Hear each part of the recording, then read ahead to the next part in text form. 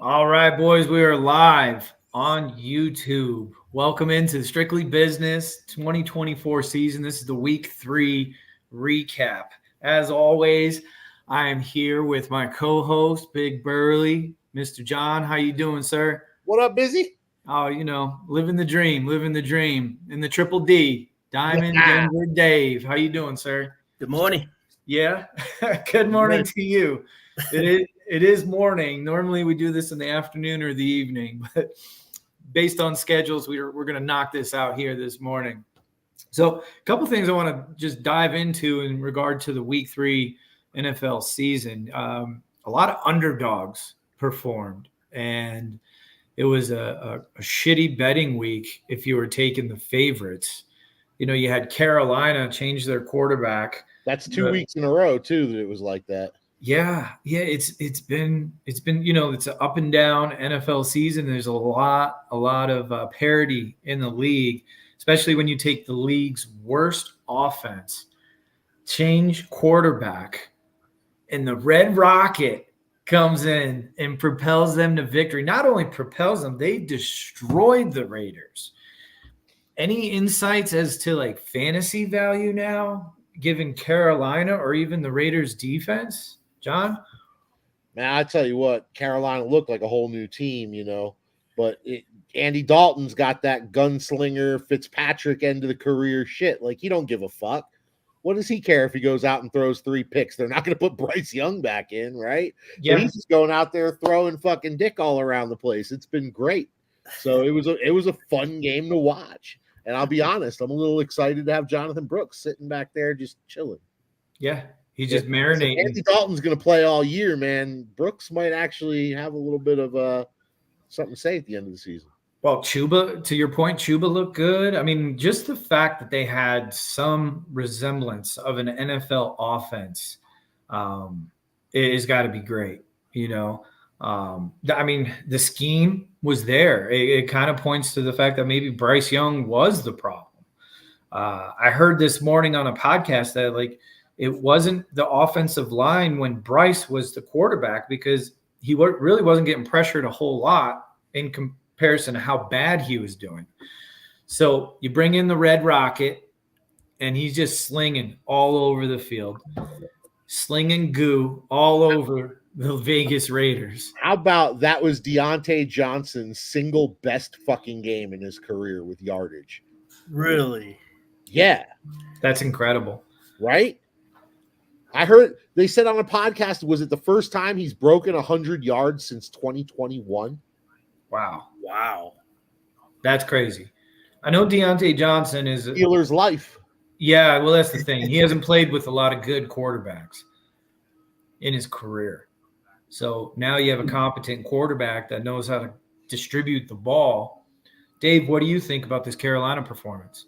Wow, it's just one, like y'all been saying, it's just one quarterback can make a difference for the whole offense. And it proved. I mean, what do you think about moving forward, Dave? Do you think they have a legitimate shot to be like fantasy relevant? Absolutely. I mean, from the running backs to the wide receivers to the quarterback, they're startable for the rest of the season. As long as Dalton's balling out. Yeah, I mean, matchup dependent, but I think Deontay Johnson now is a clear must start moving forward after 2 putrid weeks. Well, we got Red Rifle Flacco going, right? Yeah. Flacco last year did the same thing coming into Cleveland. That's it. These guys just don't give a fuck. Yeah. And when Anthony Richardson finally gets benched, Flacco's going to do it again. Probably, unfortunately, because I am the AR-15 owner. And that's why, to this point, I picked up the red rifle. I like to call him the Red Rocket, but that's why I picked him up, because I'm going to play the matchups. And, yeah, I do think he's fantasy relevant, given their scheme, given the fact their defense stinks. So I'm not going to lie. I was sitting on that Dalton shit, man. I didn't think anybody was going to take him after 1 week, because he's got a juicy matchup the week of Dak's bye, bro. Yeah. I don't remember what it was, but he had a juicy matchup week 7. So I honestly, I didn't even look at it like that. I just looked at it as I have AR-15. He sucks. He can't throw the ball. And now I have a guy, like you said, that's just going to go out there and sling it. He doesn't get rushing yards, but shoot, I mean, if he's going to throw for 300 every game because they're in shootouts, that's fantasy. That's what you need. Is Andy Dalton the first 303 this year too? Yeah, he was the first, but then Joe Burrow did it Monday night as well. So Joe Burrow was the second. Why Joe Burrow looking like Ellen? Dude. He's letting it grow out, which is a good thing for Bengals fans. They talk about their defense. Their defense stinks, which is surprising. They're going to be in a lot of shootouts, which, again, is fantasy relevant for their offensive players. But 0-3, my goodness. Another game I want to highlight real quick is that Denver Broncos team. Dave, yay! I picked up the Bucs in our second league that the three of us are in, thinking that's a smash play.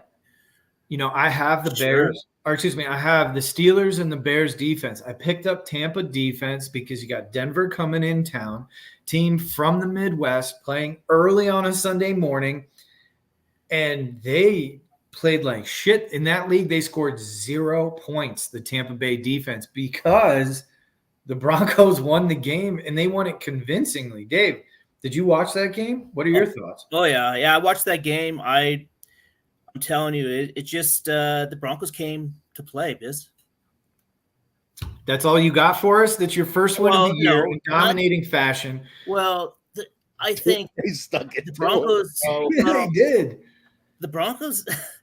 For all the Baker Mayfield owners out there that are crying on Monday morning. Of the game. I mean, the Bucs did not come ready to play. And it was maybe it was the coach, but it's also the players. I mean, you know, you're a professional football player. You should come in ready to play. And the Broncos came ready to play, and the Bucs did not. And the Broncos, I don't know how, you know, Nick's looked pretty damn good. He had command of the offense. Really happy to see that. You know, he's taking steps. They might be little steps at times, but I think the Broncos have found their guy. Yeah, and you guys got one of, if not the best cornerback in the league, Pat Surtain. He has locked down absolute stud wide receivers, and he did it again in week 3 with Mike Evans. Mike Evans, I think, had 3 targets, 2 catches, something like that. Week 1, he locked down DK. DK had like 2 for 15. Who'd you guys play week 2? They shut him down too, whatever it was. It was at home. It was a home opener. Steelers. That's right. Okay. Yeah. Surtain, he's a monster. You don't want to go up against. And he's about to eat up Garrett Wilson this week. Yeah. And I tried to tell Ryan because I was trying to buy low on Garrett Wilson. Yeah, me too. And Ryan's like, no, you know, because the trade was, and I'll just tell you a part of it, it was DK for Garrett Wilson. And he's like, I like Garrett Wilson better rest of season. I don't look at that as an edge. Oh, I went whole scumbag, man. I was trying to sell high end Terry and buy low on Garrett. I told him, I said, hey, just so you know, brother, don't expect much out of Garrett this week. He's going against black hole. You know, receivers go in, they don't come out, at least for a week. So, yeah, kudos to you guys. And then another team that was 0-2 went into Cleveland. My New York Giants got a healthy victory. I mean, we did what the Giants have done in the past, and we tried to lose the game in the second half. Right off the kickoff. You know, Noah Gray fumbled the ball, and we give up a touchdown on the very first play. And so we're down 7-0. And I'm like, here we go. Strap on your seatbelts, boys. So fortunately, the Giants look competent on offense. Daniel Jones, you know, he made some poor decisions and some poor plays, but he distributed the ball. Malik Neighbors is an absolute superstar through 3 weeks. I don't know how you don't just continue to pepper him with targets. He got a couple rushing attempts in this game. He even had a passing attempt where they did a wide receiver reverse pass down in the goal line, and he threw it out of bounds, which was the smart play because no one was open. but just get the ball in your playmakers' hands. Wandale Robinson, he seems to be fantasy relevant, at least as a flex option. Running out of the slot, key conversions on third downs. I've always loved Wandale. Yeah. He as long as he can stay healthy, he's undersized, but he's very, very quick and he's got good hands, and Daniel Jones trusts him. That was surprising. The whole game I was sitting here, I was like, man, and I'm texting with my dad, I'm texting with my brother, and obviously we're in group chat, but I was like, what way are we going to find today to lose this game? and it came down to it, man. Malik had a huge day, but we were driving in the fourth quarter, or excuse me, it was the end of the third quarter. We're driving, and Malik ran a stutter and go route out of the slot, and Daniel Jones, he was wide open. Daniel Jones overthrew him by at least 7 yards. He threw an absolute line drive laser where if he just put a little air under it, let him run under it, Malik, full speed, full sprint, lays out and didn't even get a finger on the ball. That's how bad he was overthrown. And this was a walk-in touchdown. And I'm speaking not just as the Malik Neighbors owner, but as a Giants fan. Like, that game's over if we get a touchdown there. We got stuffed. We missed a field goal. Our special teams is a complete mess. But, hey, a win's a win. Now we play the Cowboys, who are coming off a bad loss. Let's talk about the Cowboys for a second, because they were 1-1 going up against Baltimore, who was 0-2. And that was just poor luck in the schedule, because Baltimore being 0-2, there was no way they were going to 0-3. What do you think about that, John? Well, they almost gave that shit up at the end. Are you kidding me? True. First onside kick recovery we've seen all year. Mm-hmm. So, Zay Flowers, get your shit together. That hit him in the hands. Anyway, the Cowboys almost came back. I mean, obviously, I'm not thrilled with what I'm seeing out of Dallas to the point, but they made it a game at the end. Being the Dak Prescott and CeeDee Lamb owner, are you concerned?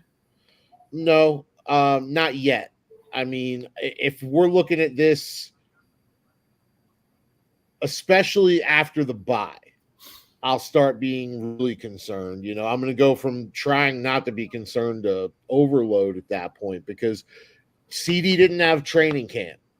They were both worried about contract bullshit during training camp. Let's give them a couple of weeks to get their shit together and get on the same page before I start panicking. Well, they started slow last year, and they both ended up being league winners. So I think that's what you're banking on. Yeah. The difference, the major two differences I see in the Cowboys, because they're always on freaking game of the week. It's it's hard not to watch the Cowboys. Anyhow, they don't have a running game, and their defense is not what it was last year. Hey, I like that for Dak and CD long term, but it just hasn't hit yet. It hasn't clicked. For them last year, they had a super early bye, and I think it was week 5 they had their bye last year, and then after the bye, it was CD getting 14 fucking targets, 13 targets, 11 targets, 14 targets. It was nuts. So that's what I bought in banking on. Yeah. Let's go. Before we dive into our week 3 recap, we did get a comment from a gentleman named Dylan. Says 0-3, made a must-win now trade. Players been struggling hurt. Full PPR redraft. Sent Anthony Richardson, Garrett Wilson, Etienne, and I got Lamar, Ayuk, Montgomery. Thoughts? Couldn't afford another loss. Love Wilson. I love Wilson too, but you got rid of your Anthony Richardson problem and solved it with fucking Lamar. So that's a huge upgrade right there. Yeah. Yeah. Decent. You're buying a little bit low there, and Montgomery's going to be solid all year on Detroit. What do you think, Dave? Yeah, I love Montgomery, and I love Jackson. I mean, you got to go with Lamar over A-Rich right now. Just, he's got a rough matchup this weekend, and Lamar, I mean, he could be. You never know. He could be MVP again this year. So Lamar can turn it up at any time. Yeah, I totally agree. Being the Anthony Richardson owner in our league, I think it's going to get worse before it gets better, especially playing Pittsburgh. I know they're playing in Indianapolis this week, but that Pittsburgh defense is all over the field. Anthony Richardson just is not an accurate thrower. Lamar, they only threw the ball, 15 times or something this week? 19, something like that. It was an incredibly low number because they were just running all over Dallas, and they had a big lead. To your point, John, this is the second week in a row, though, that Baltimore gave up almost this week, but let another team come back. I mean, week 2 last week, it was the Raiders, and they were in Baltimore. They were up 20-10 in the fourth quarter, ended up losing that game. And then this week, really, I mean, 28-6 going into the fourth quarter, and they allowed them to come all the way back. And then Dallas had the ball with a chance to tie. Yeah. In a last-minute drive. Like, they got to figure their shit out.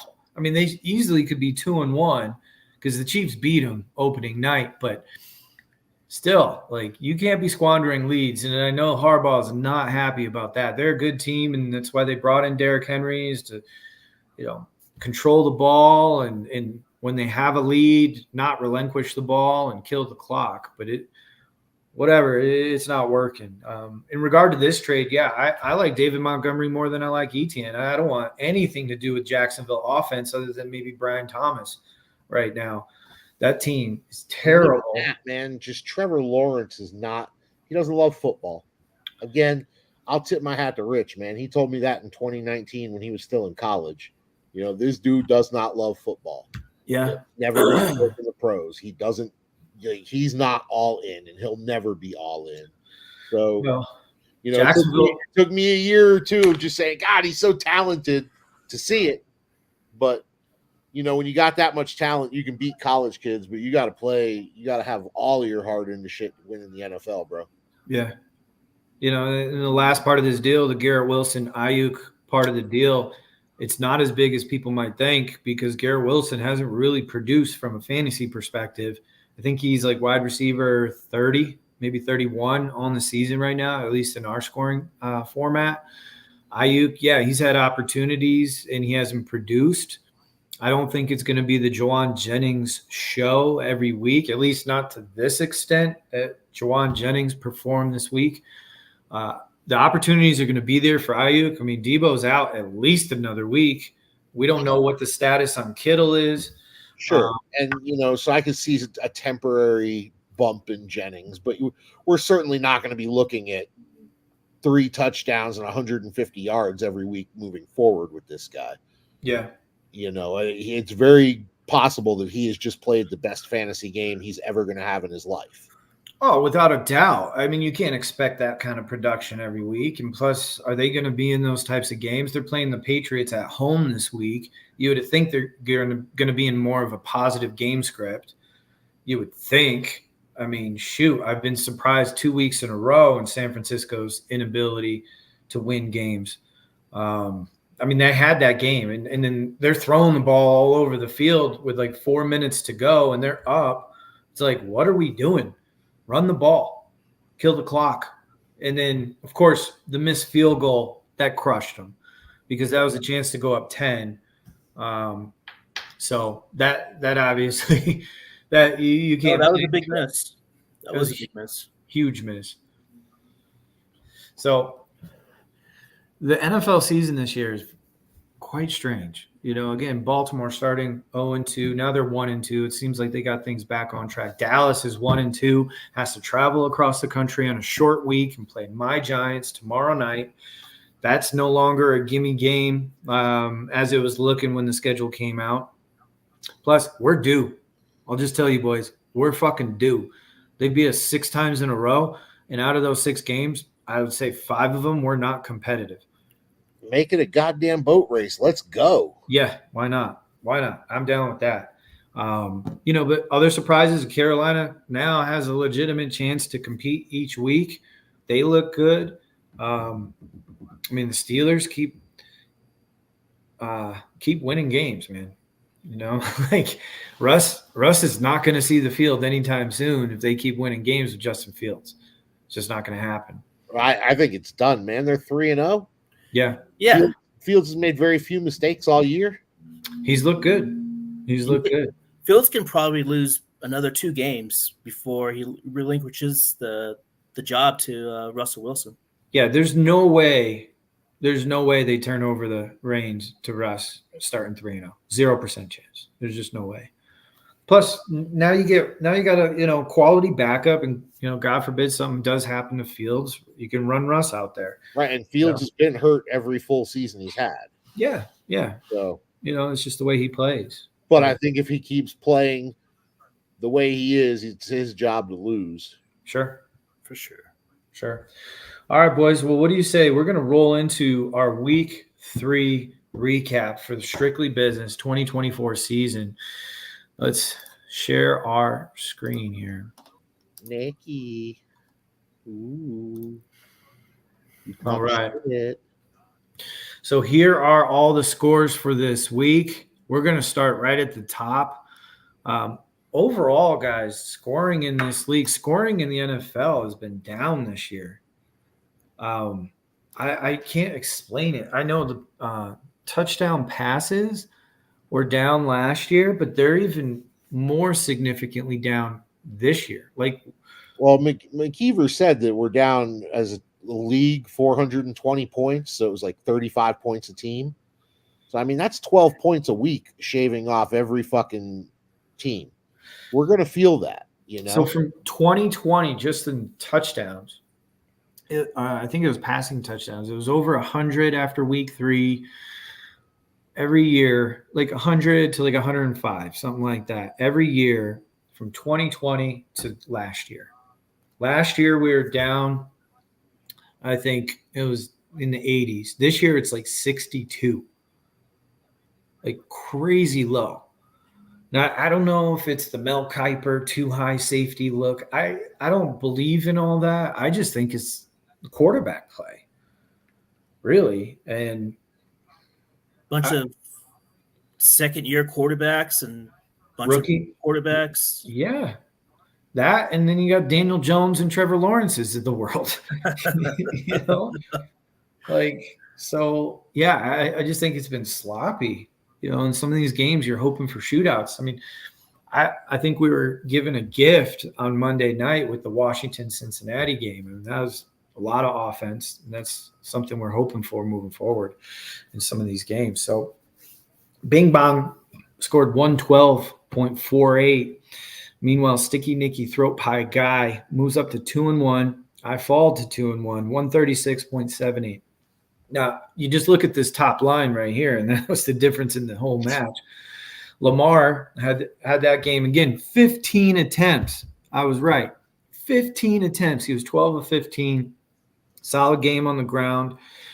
2 touchdowns, no turnovers. That's the key. Whereas Richardson both of his interceptions, I don't know if you guys saw it. One was on the goal line. They're going in. They stuffed Jonathan Taylor. Then they did an option play where they stuffed Richardson. Now it's 3rd and goal. He's trying to make a play. Play breaks down. His arm gets hit as he throws it. The ball just waffles into the end zone for an easy Bears interception.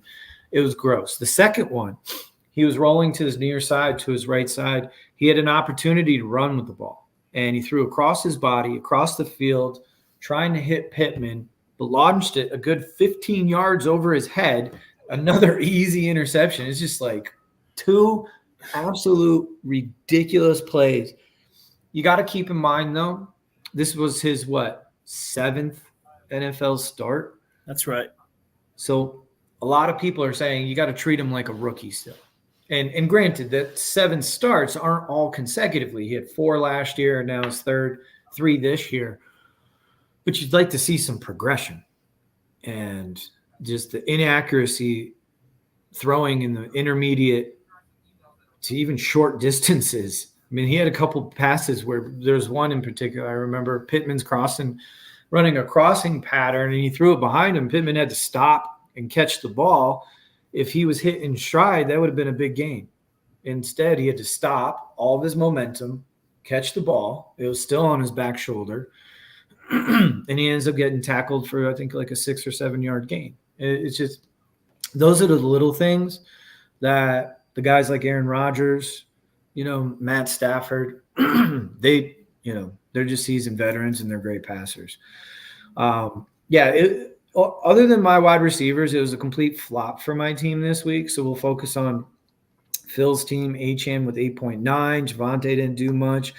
Devontae didn't do much. Keon Coleman, I don't know if you guys know this, but he was suspended in the first quarter of the game on Monday night because he showed up late, either to a meeting or to a practice or something. And I texted Phil during the game. I was like, Phil, Keon, no targets, no snaps, no joke. 3 minutes later, he catches his one catch for a touchdown. And I wrote Phil back right away. I was like, awesome. He just scored a touchdown. Phil's like, yeah, Puka 2024. I'm like, oh, God, okay, Phil, let's not go there, buddy. You notice how there wasn't another catch after that? Yeah, nothing. Yeah.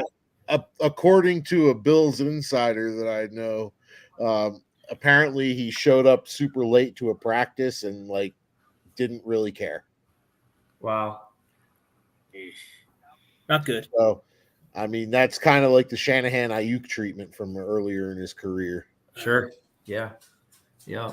You remember that? He was nothing said about anything, and then all of a sudden, this dude's getting 2 targets a game, and it's like, what the fuck? Yeah.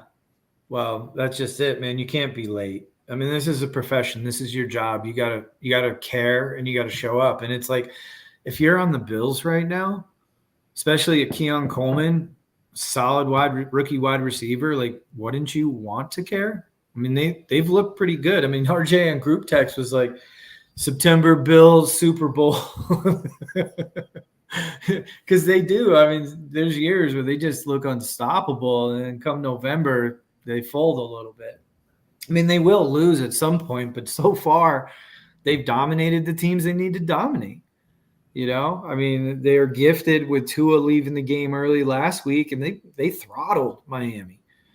And the same thing happened here this week with Jacksonville. I mean, Monday night, home game for the Bills, they did not let Jacksonville have a chance. That game was over after the first quarter. Over.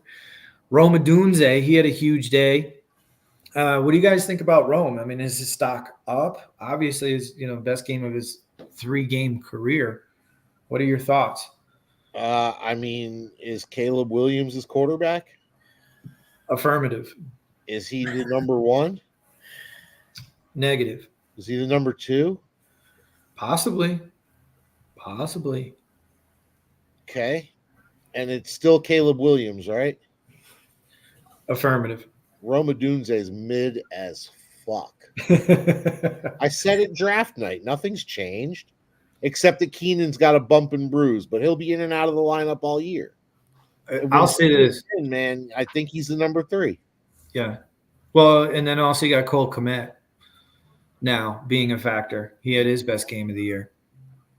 It's like he didn't even play week 1 or week 2, and then all of a sudden, but it was also game script. Will start depending on that tight end. It was also game script. So they were down 2 scores in the second half of that game. So, I mean, he had over 50 attempts. Caleb, that is. Yep. I love Rome Odunze's talent. If you're going to put faith, like you said, in Caleb and also all the other mouths. I love Rome Odunze. Situation, do not approve. Yeah. Agreed.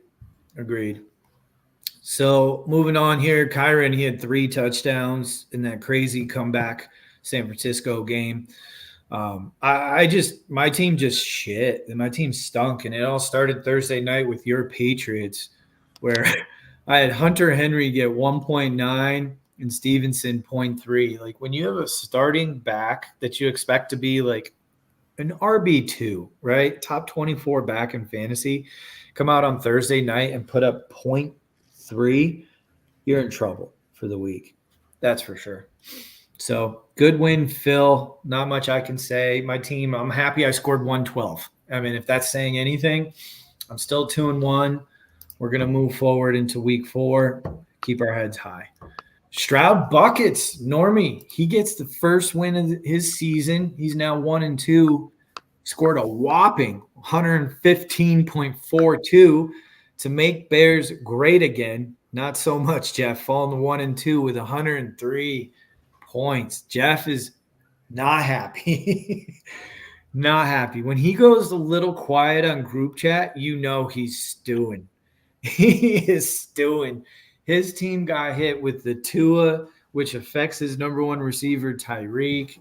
His running backs are suspect, but Aaron Jones has been balling out for him. 28.3 points this week, over 100 yards on the ground and a touchdown through the air. Vikings are for real, bro. I would concur. That's another 3-0 team. Let me tell you, the Seahawks are 3-0. 2 teams there that you didn't expect to be 3-0. Yeah, but who has Seattle played?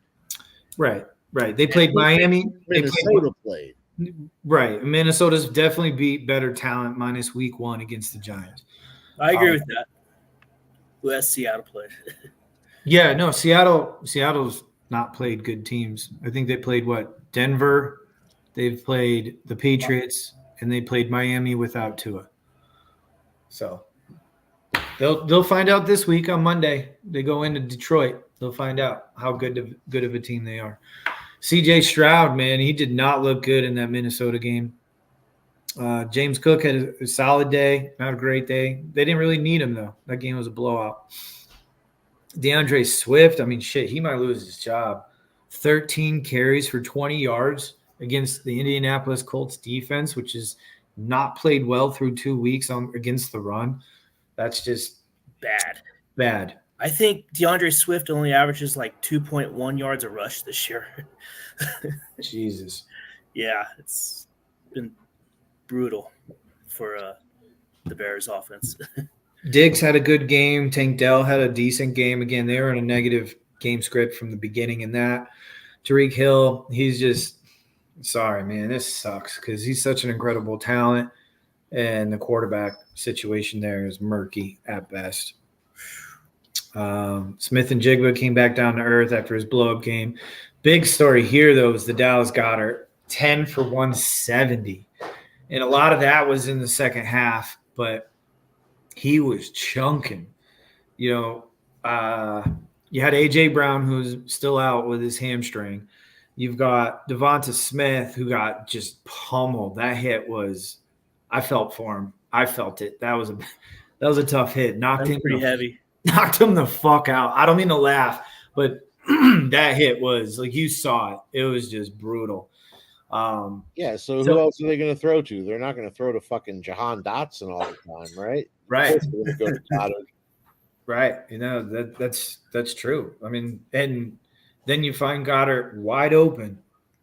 So you're like, what are the Saints doing? Like you said, you're not afraid of anybody on the outside. You would think they're going to protect the middle. And Goddard running wide open for that big play on the last drive of the game to get him into scoring position and secure the win. It's just mind-boggling how these things happen. Obviously, there's some confusion, miscommunication on the Saints defense when you look at the replay, but nonetheless, Charbonnet had a big game, filling in for Kenneth Walker. Neither kicker did shit here. Vegas defense just got pummeled at home against Carolina. And like we talked about, that Pittsburgh defense, they're legit. They knocked out Herbert in that game. So, again, close matchup. Matter of fact, I was going to say all of these matchups this week were relatively close. They're, within a play here or a play there or a situational thing where the owner made the wrong start could have changed the outcome of that week or this week. The big matchup this week was raw dogging it and stacks on stacks. Now, we talked about how points were down across the league. Not in this matchup. Raw dogging it has now the high week at 207.64. Stacks on stacks, tough luck loss, 182.96. He would have beaten everyone else in the league except the team he played. And not just beat them, like he would have fucking thumped their forehead, bro. It would have been mushroom stamping I think everyone else. the next highest score was like 136. You would have fucking destroyed everybody. So good for the total points in the season, but Carl falls to 1-2. Rod Doggett gets his first win. Now he was very active, making moves during the midweek between week 2 and week 3, and a lot of it paid off. We were talking about Joe Burrow. He had over 303 touchdowns. He had a great game. Again, that was a shootout on Monday night. Derrick Henry just stiff arming the entire Cowboys defense, running all over them. 2 touchdowns, over 150 yards on the ground. Monster week out of Derrick Henry. David Montgomery had a great week, over 100 and a touch. Amon-Ra chipped in 75 on 7 catches and a touch. Garrett Wilson really didn't do much. Didn't have to because the Jets blew out the Patriots. Deontay Johnson, we talked about him. Huge week with 27 points. Jamar Chase, we all saw it. I'm sure you guys saw the videos of that guy that it was a 3-teamer where he bet 3 different players to score the first touchdown in the game, and Jamar Chase was the last one. And that's how he won $117,000 on a $250 bet. Yeah, that's pretty wild, man, to think. $250. Yeah, on a 3-leg first TD. So they should have had a disclaimer at the bottom. If you have a gambling problem, please call. Because who's laying $250 on a bet like that? Like, I sure am not. That's for damn sure. People who got more dollars and cents. Yeah. I mean, like that's crazy. It's a crazy stat or a crazy bet. Crazy bet. Looking here, Ferguson, he came back to the lineup, dropped 12.5. Chuba Hubbard, as we talked about, the Red Rocket leading Carolina into a proficient offense. Dude, what was ironic or interesting is how we all hate kickers, and these 2 teams easily scored the most points in the league, and both of their kickers ended up with negative 0.5 on the week. The exact same statistics, 0 for 1 on field goal attempts, 1 for 1 in extra points. And both their defenses blew up. But I don't know what you say to Carl. That's just he finally got T. Higgins back. That Cincinnati offense took advantage of the weak Washington defense. But, man, when you drop 183 points, you almost expect to win. Yeah. I would say. Almost, yeah. And then you look around the rest of the league and you look at these scores. It's just mind-boggling. Mind-boggling. All right. So, again, Rod Doggett gets his first win of the year. Carl falls to 1-2. White Boy Rick against Searchlight Publishing. For a while, I thought Rich was going to win this one, but Rick moves up to 2-1 with 136.42. Rich falls to 2-1 with 124.52. Now, this, I believe, was our game of the week, if I'm not mistaken. So we're going a little out of order, but this was another close one. It was a 12-point differential. Josh Allen was just absurd on Monday night. Rich thought he might have had a chance. He did text me during the day. He goes, I started the wrong quarterback. And this is before Jaden Daniels played because Baker only got 9 points. And he's like, Josh is going to just crush me. Well, yeah, he did.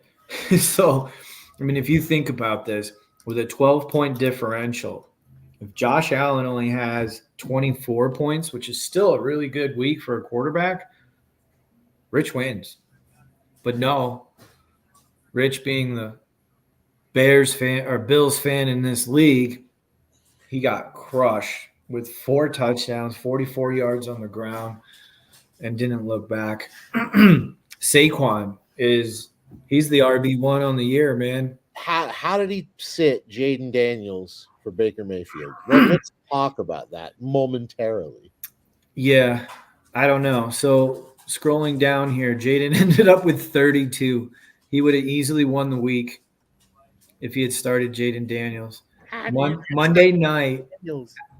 Monday night at Cincinnati, you would think that you'd want your quarterback to play on Monday night if possible. I mean, tell me, Biz, how do you feel on that draft trade, man? You traded Jaden immediately. Yeah. So I had drafted AR-15, then I drafted Jaden Daniels. Maybe 5 minutes after I drafted Daniels, Rich came at me and said, "Hey, Trevor Lawrence for Jaden Daniels." And then I got Chris Olave for Tank Dell. Yeah, I feel like that was a blunder, John. A couple beers and some whiskey, that'll do that. But, Draft night adrenaline will get you. yeah, but in the back of my mind too, I was like, I should just sit on Jaden. I drafted him for a reason. Shit, I drafted him before two teams even had one quarterback. Right now, how would you feel if you had? Well, you cycled through Olave pretty quick, so it's real tough to say. But yeah, if you just sat on him. Well, I traded Olave. Olave didn't do much the first 2 weeks. It was quite pedestrian. And then he had a good week last week, week 3.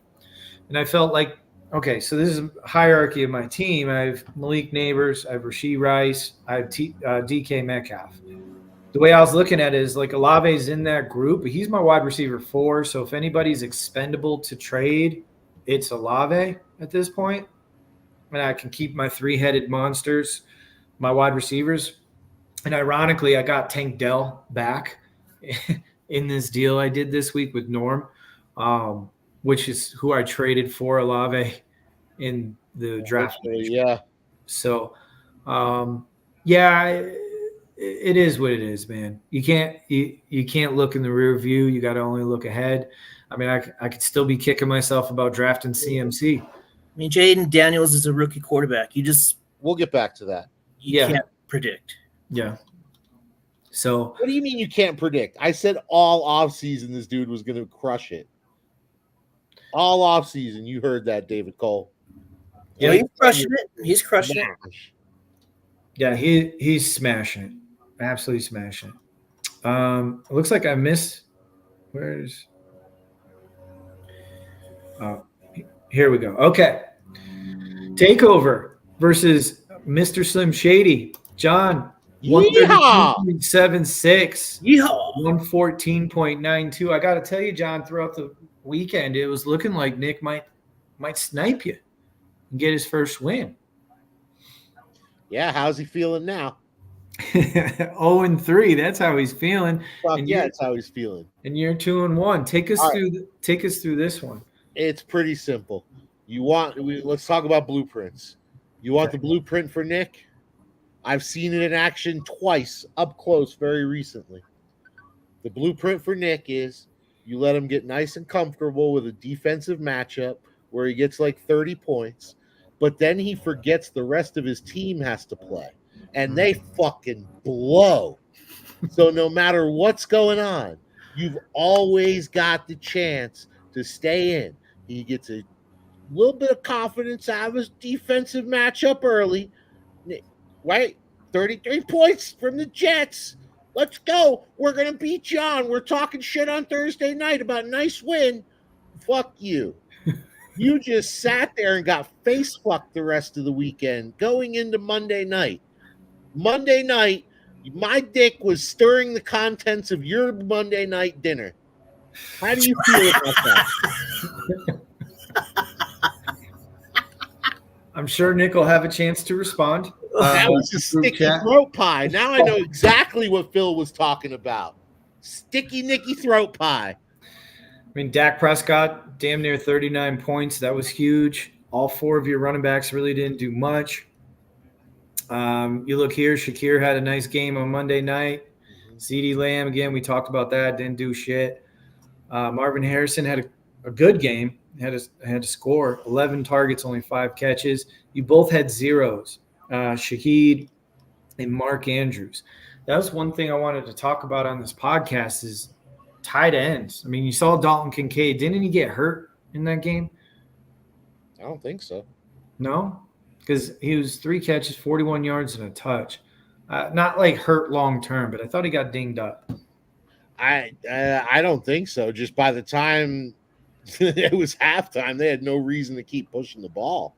Yeah, that's true. You know, But what it's do you, the same thing we've run into a lot is people getting game scripted out of their games. and And Kincaid and Shakir both went into halftime with the points that they had, and I knew that's what they were ending the night with. yeah, I was dependent on Terry McLaurin at the end. who had a huge touchdown on that fourth quarter drive to seal the game. And it was a big play because it gave him the 100-yard bonus plus the 6 points. What was And it? apparently he went to the huddle and basically said, "Throw me the ball on this route. Yeah. We will beat him." And they gave him the throw and they beat him. So again, Jaden Daniels looks incredible. Daniels took a shot on that throw too. Like that was crazy play, beautiful throw. And McLaurin, Breakout game. yeah, it was a breakout game for both of them.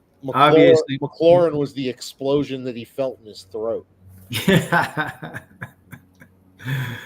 After the 33-point start to the week on Thursday night with the Jets defense, Nick just could not get it going. I mean, is there anything on his bench here? Jalen Naylor, okay, 10.9.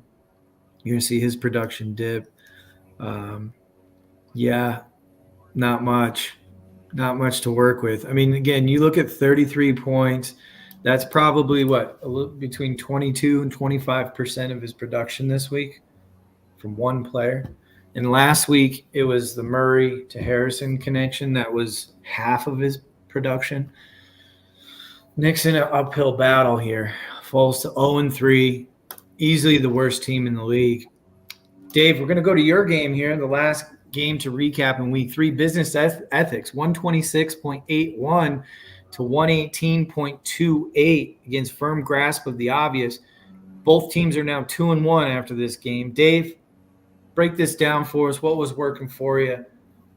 Well, I had the Colts defense playing the Bears, and I thought it was a favorable matchup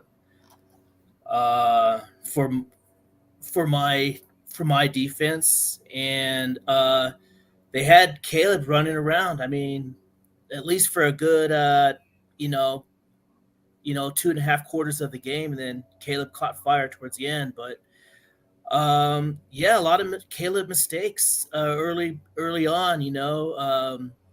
I think that really kind of propelled me to hang in there with for at least the first half of the games on Sunday. Mm-hmm. But yeah, I mean, in the same game, JT, delivered on his promise. So very happy for 31 points from JT, and that helped me over the top. I think that was the difference. Other than that, I'm just happy to get the win. All right, let me just speak to the elephant in the room real quick because Yeah. Dave. you had no business being in this game, Dave, at all. RJ spent what, $62, I believe, on one Juwan Jennings, who had the game of his life. 46 points, 11 of 12, 175 yards, and 3 touchdowns. Now, I made a comment on group chat because RJ made a comment about, I spent too much on Juwan, huh? So then I went to your game and I looked and I'm like, Juwan's on the bench. It's interesting. Yeah. And I love R, but you really should have played him to have that flex, right? Yeah, you would think. But again, no one's going to play Monday morning quarterback here. We all make mistakes with lineup decisions. R, I love you, bro. I've got mad respect for you. But real quick, Gabe Davis has got 7.7, 5.8. Then he's coming home, and I understand it's the Monday night game, so you always want to have a closer in the Monday night game. And Gabe Davis used to play for the Bills. They're playing in Buffalo. I get all of that. But even, I don't know, 12 points?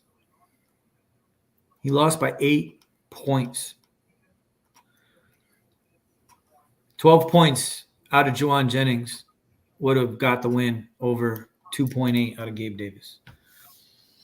That's a brutal loss. RJ falls to 2-1. He would be the only undefeated team. So Dave, yes, certain things work for you, but your team scored 126 points and you got to win. Count your blessings. Count your blessings. All I know is Dave had a climb to climb, but he wrote.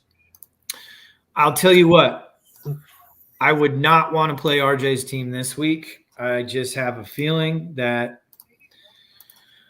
RJ's team is going to come out and make a statement this week. So we're going to go into transactions before we preview week 4. Guys, can you believe that we're going into week 4? Wow. It's nuts because there's all this lead up to, and we talk about it every year, but there's all this lead up to the draft. There's all this prep, all these podcasts, all these articles, all this, and then if you're Carl, you don't do any of that. You just show up to the draft. Stud team every year. I don't know how he does it, but he does it every year.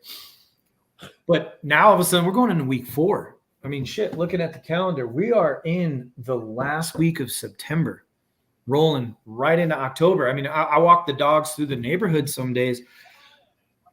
Some of my neighbors already have their fucking Halloween decorations out.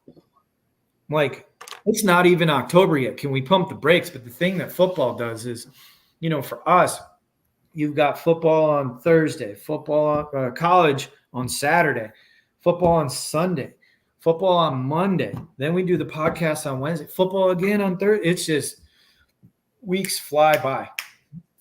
Weeks fly by. Hey, Dave, quick question for you.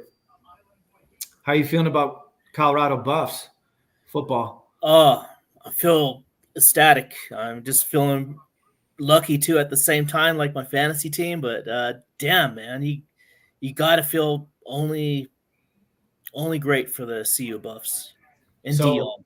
Saturday night, I watched the whole game, and my wife was doing something else. Well, she comes in right towards the end of the game. I say, "Hey, sit down. Watch the end of this game with me." Now, you guys know Abby is not a sports fan. She could care less, but she knows who Coach Prime is, and she knows Shador, and she knows some of the other players that I've talked about on the team.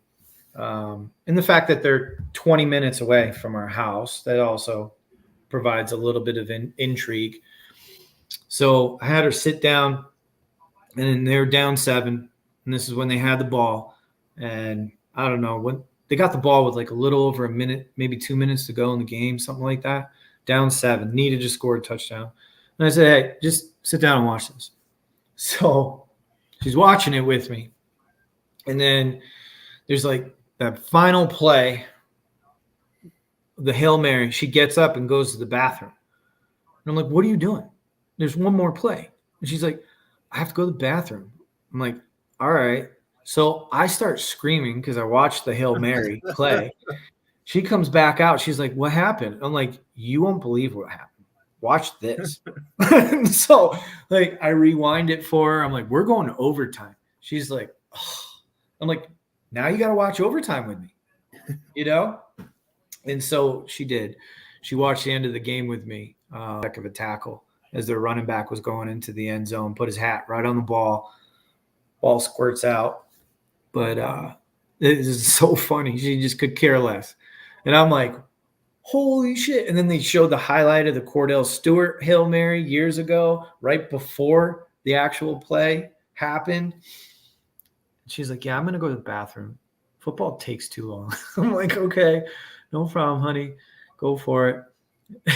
I could not hold back. I was screaming. I was like, holy fuck. What did I just see? It was insanity. Anyways, had to get that tidbit in. All right, what we're going to do is we're going to talk about some transactions. There's been a lot going on in the league, so we're going to break down here. Let's see. Boom. So what I did is I just went back to late last week. So some of these transactions actually took place after we aired our podcast last week that did have an effect on this week. But nonetheless, we talk about all the transactions. So these are all the trades first. So Norm, he got back to old Norm style where team was down 0-2. He started wheeling and dealing like we expect Norm to do. In this trade, he traded Puka Nacua, Garrett Wilson, and McMillan to Rich for Amari Cooper, Alan Lazard, and Tank Dell. Now, at the time, I was like a little confused about this deal, but it ended up working out because Amari Cooper had a big game. Alan Lazard had another touchdown. Tank Dell had a decent game, if you could call it that. Puka Nacua, of course, is still out on the IR. McMillan didn't do shit, and Garrett Wilson. So Garrett Wilson had a mediocre day. Again, they didn't have to throw the ball on Thursday night. So Norm certainly came out for this week anyways on the high end of that deal. So this was at 8:12 in the morning. At 12:50 the next day. So this was, let's see, the 19th. So this was Thursday, before the Thursday night game. Norm did a deal with Ryan where Norm got Zach Charbonnet in the Cowboys defense for Deontay Johnson, Wan'Dale Robinson, and the Broncos defense. Now, both Charbonnet and Deontay Johnson had big weeks. Cowboys had minus points as a team defense for the second week in a row. So looks like a somewhat fair deal, except Charbonnet is really a short-term rental until what's his name comes back. Why brain fart? Kenny Walker. Thank you, Kenny Walker. Until Kenny Walker comes back. See, I had a great point, and then I get to the point, and I forget the guy's fucking name. Okay, moving on. Ryan was very active because like 30, 40 minutes later, he did a deal with Rich where he sent Joe Mixon, Cam Akers, and Jalen Waddle to Rich in return for Zach Moss and Garrett Wilson. So Garrett Wilson got moved twice in the matter of 2 days. 3 times, because before that, Nick traded him to Norm. Bingo. Did we we must have covered that last week. Yeah, I think we covered that one last week, and then a couple more times he got traded, because he got traded 3 times last week. 3 times. Boy. Okay. Anyhow, Ryan, like we said, he was very active before he got his first win in week 3 and definitely improved his roster. Getting rid of Jalen Waddle, I don't know about you guys, but I don't want anything to do with the Miami pass catchers right now. It's a mess. Yeah, I think at 2-0 at the time, Rich was making a couple of trades for the future. I mean, you look at Puka Nacua there. You look at in the trade with Norm, and who was the other part of that deal? You scrolled away from it. Oh, that was too far. McMillan. He gave up Amari Cooper, Alan Lazard, and Tank Dell. He got back Garrett Wilson, Puka, and McMillan. And like you said, he was making a trade for the future. Then he flipped Garrett Wilson into a running back, Joe Mixon, Cam Akers, and Jalen Waddle. Which, again, if Tua comes back, Waddle's value skyrockets. But for now, you have to have very modest expectations. Word. We just had a question come in from Chandler. Okay. Someone dropped Rasheed White in a 12-man PPR league. My running backs are CMC, Ford, Henry, and Mostert. Could use the running back help, but not sure I should use the number 1 waiver claim on him. Been kind of cheeks, and Bucky seems better. I'd waste it, man. I wouldn't even call it wasting it. I'd take Rashad White. If you've got it and you can let him sit for a week or 2 on the bench to marinate, let this groin injury heal and let him see a couple of games before you start really judging him. Who would you drop, John? Well, do I have to drop one of those guys? Maybe Mostert? Yeah. Yeah. I could see that. I'm not a big Rashad White fan. He was very inefficient last year. I think the reason why he was so good in fantasy is because he caught a lot of passes. Obviously, the groin injury is holding him back right now. My concern is that if Bucky Irving continues to perform as efficiently as he has, is Rashid White the RB2 on his own team? Most You know, seems like it's heading that way for sure. But if all we're talking about is, the number one waiver claim, I feel like that's worth a roll of the dice. at this point in the season, absolutely. Yeah. Take a shot on Rashad White because there's not much, depending on your league, but there Right. can't be much. It's not like we're talking about giving up assets. We're talking about just you move to the back of the line and just wait to get your turn again. Yeah, like I'm this in. this week in our league, in both our leagues, it was slim pickings in the running back market. Very slim. Emmanuel Wilson. Roshan.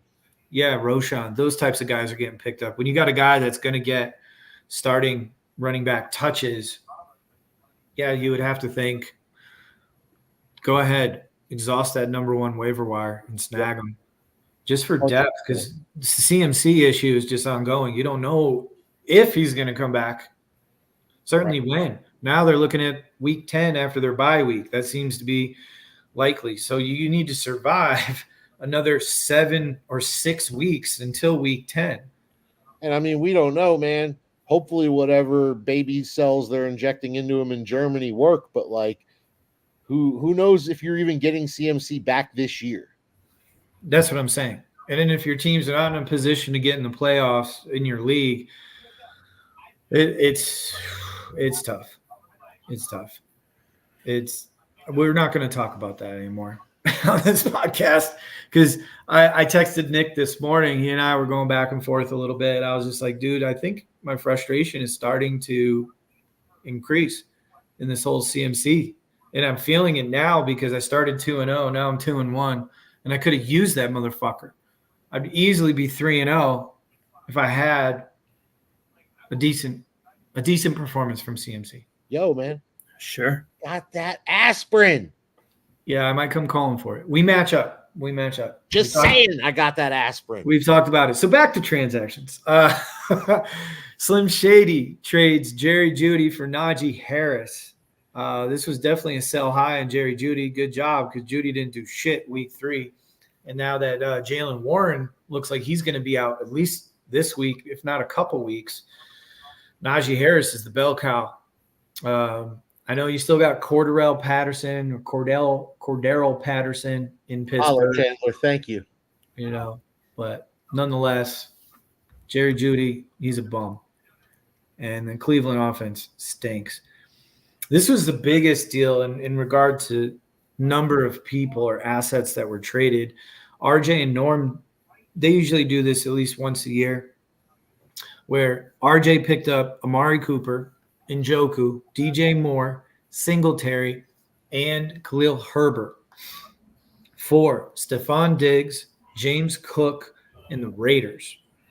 I would say RJ got a great deal in this. I think Norm got the best player, and James Cook. I mean, it's even possible that he got the 2 best players in the deal if Diggs plays and performs, but he's already moved on from Diggs anyway. But at first I thought it was pretty lopsided towards Norm getting the 2 best players, but looking at it, marinating on it, it's not as bad as I thought originally. Yeah, I think it's a pretty good deal for both teams. I mean, Diggs, Diggs is having a better season than you think, and James Cook he's looked wonderful so far. He's definitely the best player in the deal. Don't sleep on Singletary.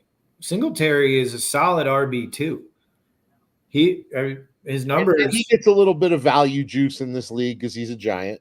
Sure, but still, like if you just look at it from an unbiased perspective, he's put up solid fantasy weeks and he's getting the touches.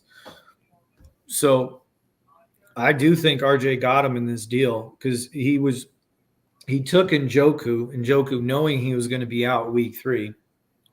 Fine, sit on him a week. We got a notification earlier today, and Njoku plans to practice this week. So he'll be back. The question I have is how quickly are they going to pull Deshaun Watson? Because as soon as they do, Amari Cooper and Njoku's value goes up. But for right now, I mean, Amari Cooper made 2 catches that were just so incredible. Again, being a Giants fan, I watched every play of that game. The touchdown on the first play, their first offensive play, and then he had a, I don't know, it was 25, 30-yard play in the second half. That was just incredible. Another toe tap on the sideline going up over a defender. Just incredible. Right there, that's over 50 yards and a touchdown on 2 just Amari Cooper type plays. He makes tough contested catches. So I'm an Amari Cooper fan, and I think his value is only going to go up because, like, I like Amari Cooper more than I like Stephon Diggs. Is that crazy? I think That's they're not crazy with the I right think they're quarterback Spider-Man situation. pointing at each other. I just think they're eventually going to make the change and go to Winston in Cleveland. It's going to happen. It's not going to happen this week. It's going to happen. You give me Jameis Winston, I'll take Amari Cooper every day of the week in that deal. Well, and that's why I said it, because I think moving forward, Amari Cooper is going to have a better opportunity to perform and succeed. Norm was back at it again. In this deal, he traded the Bengals for Evan Ingram and Tyler Algier. The Bengals defense is terrible. Norm traded for the Bengals D and the Cowboys D in the same week. Two swing and misses there. Rich got the Bengals there. Oh, did he? Yeah, Rich got the Bengals and Norm got Evan Ingram and Tyler Algier. Oh, well then take back everything I said. Okay, fair enough. Sorry, Rich. There's a swing and miss with that Bengals defense. Anyways, Norm and I did a deal where I picked up Kenneth Walker, basically the Seattle backfield, Kenneth Walker and Charbonnet, along with Tank Dell, and I gave him Tony Pollard and Chris Olave. I don't know. What do you guys think about this deal? Be honest. I like the Walker side. I like the Pollard and Olave side. Then that means it was a good deal. That's how I look at it. When you have a variety of opinions on it, I could go either way. It was fair. Yeah. My thought process is I bought low on Tank Dell. I love Chris Olave. I love the Saints offense this year. I don't know. Seattle's offense looks legit. Granted they've played 3 weaker opponents, but if you look at Denver, New England, and Miami's defense, they're not Carolina's defense or Washington's defense. And they've moved the ball on the ground every game. Kenneth Walker had over 20 points in the first game. Charbonnet had over 20 points in the second game, filling in for Walker. And then he had, I think, 19 points this week. So, I don't know. That's why I took a shot on it. Plus, you get a piece of the Houston offense. Who knows? And I'm not a big fan of, I've watched Tennessee's games, and Tony Pollard is getting a majority of the touches out of the backfield, even though Tajay Spears is there. It's just inept quarterback play and their offensive line. Tony Pollard is one of the league leaders in yards after contact. And that's because their offensive line stinks. So fair. That was kind of where I was going with that. Plus negative game scripts, so on and so forth. Okay. Norm, again, back at it. Stroud buckets trading with Make Bears Great Again. Jeff picks up the 2 guys I just traded to Norm. Typical strictly business activity here. Tony Pollard, Chris Olave, and then Jeff scored a quarterback, Brock Purdy. He gave up Nico, Michael Pittman, and the Chiefs defense.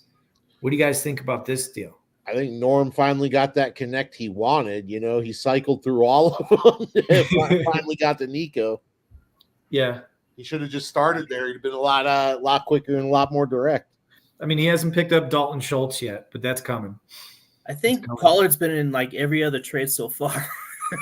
Well, that's what I was just saying. Olave and Pollard, I just traded to Norm, and Norm flips them for Pittman, Collins, and the Chiefs. Obviously, Pittman's a buy low candidate. Jeff loves Olave. I mean, he's been coming at Olave every week on my roster. And then Jeff had a huge gap at quarterback. I don't remember who he started this week, but obviously it didn't go well. And with that's right, Derek Carr.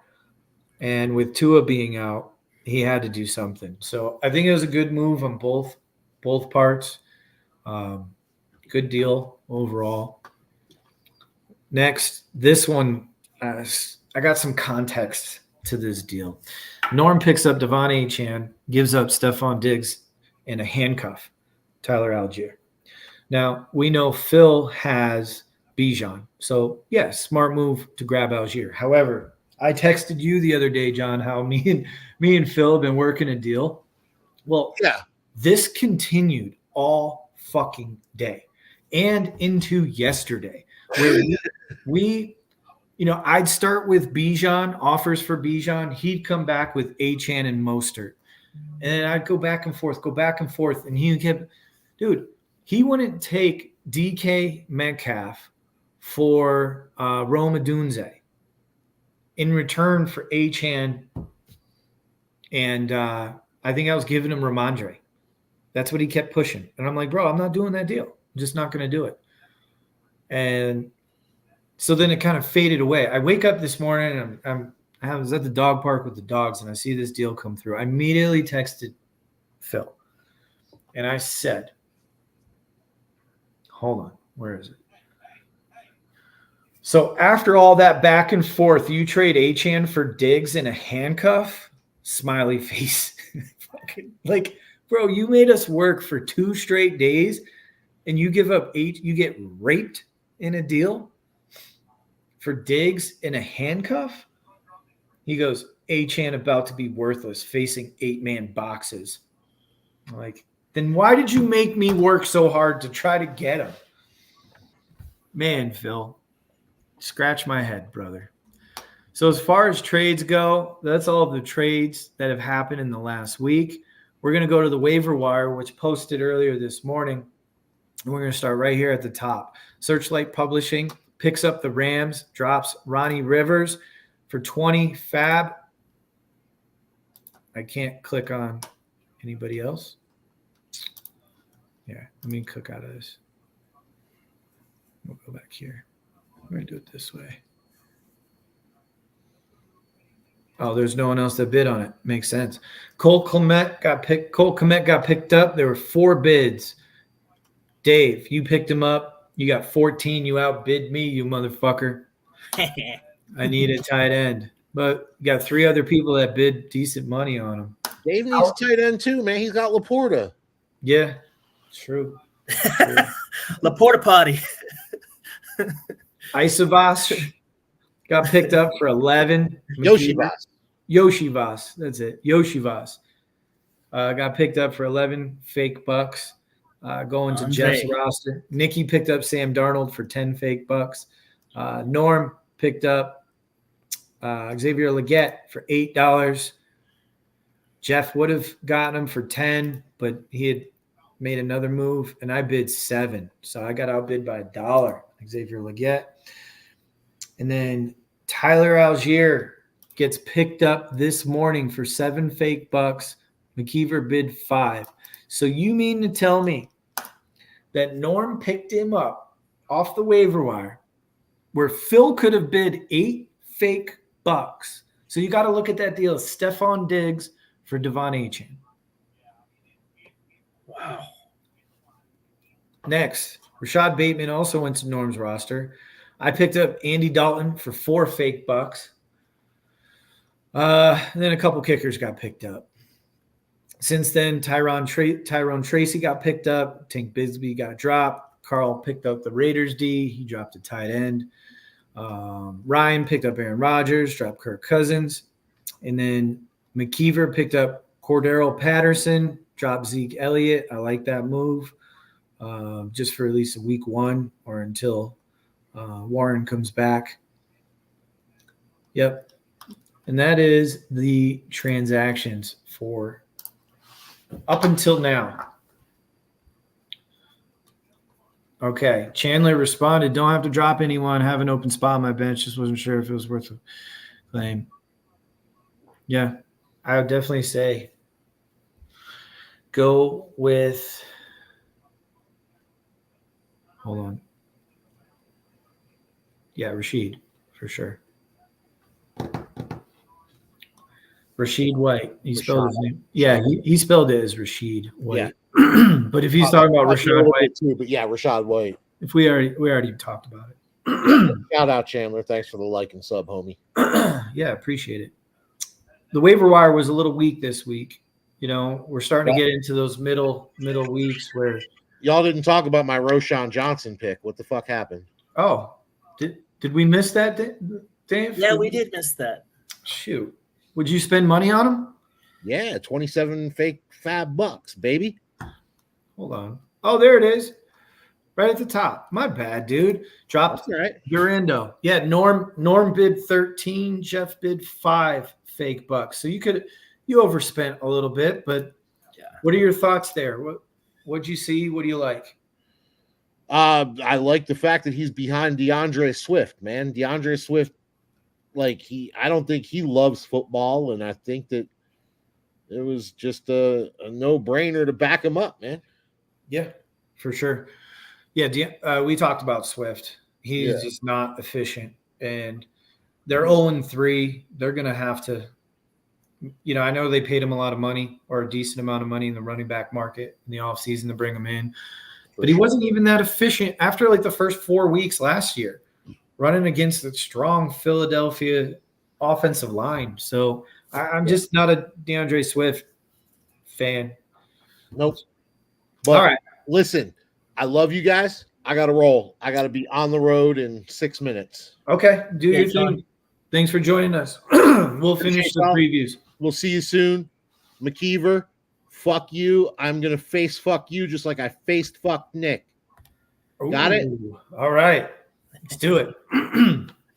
Later, John. Later, boys. Later. So, all right. Now, we're going to roll through the week 4 matchups. How you feeling, Dave? You ready to do this? I'm ready to do this, Biz. You're ready? Okay, perfect. Let's here. Do it. You're here. We're all here. Now. Yeah. Okay. Bear with me.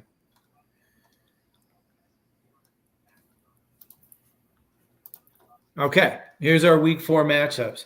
So the top one, that's going to be our game of the week. So we're going to start with yours, Dave. Business Ethics against Searchlight Publishing. Both teams come in 2-1. How do you feel about this week? I'm feeling pretty good, Biz. I'm without AJ Brown this week. Almost 100% sure on that. So I had to fill in Laporta. I'm not right now. I feel better with Kmet on my bench than I did. Than I did before. I had to let go of Jalen Wright, but you gotta. I feel pretty good coming into this week. I think I have a defense pretty decent against. I have Dolphins defense with a pretty decent matchup versus Levis and the Titans. Anything could happen. I feel like I can post another W. Okay, good enough. Right on. Yeah, I mean, looking at this, you're right now projected to win, but we all know projections don't mean squat. Jordan Love coming back hopefully this week, playing against one of the best defenses in the league, in the Minnesota Vikings. You got me thinking about that Miami Tennessee game Monday night. Jaden Daniels going on the road against Arizona, which could be a shootout. That could be a good game for him. Who's your backup quarterback? Let's see. Jared Goff. Jared Goff. Okay, yeah, and that could be a shootout as well. So I think you're going to start Love first game back, home against Minnesota. That seems to be a head scratcher there. Go on the Love. Okay. Go on the Love. Okay, fair enough. Running back situation here, you got Jonathan Taylor against stout Pittsburgh defense, hoping that James Conner can rebound this week. You got going against Saquon and possibly Joe Mixon. I don't know. This, to me, if Joe Mixon plays and he's healthy, they're playing against Jacksonville. Saquon, I think, is the trump card. I think he has a slight edge Okay. in running backs.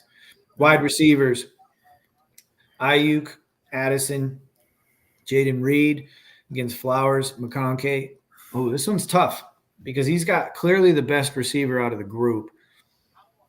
Ayuk, is he in for a big week this I week? hope it's a breakout game for Ayuk. I mean, first few games he's been dropping a couple passes here and there, but I'm hoping for the breakout game here, Biz.